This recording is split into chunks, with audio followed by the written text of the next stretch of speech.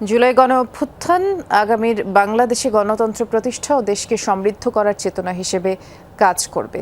আর জুলাই চেতনায় উদ্বুদ্ধ হয়ে বিএনপি সরকার সবাইকে এগিয়ে নিয়ে যাবে বলে জানিয়েছেন মুক্তিযুদ্ধ বিষয়ক মন্ত্রী আহমেদ আজম খান।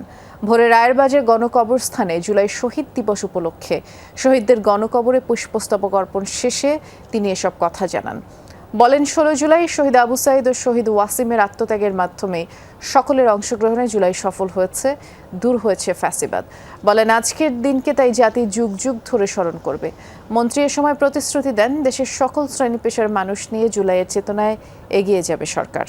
একটি নির্বাচিত সরকার হিসেবে, জনগণের প্রতিনিধিত্বশীল সরকার হিসেবে যাত্রা শুরু করেছেন।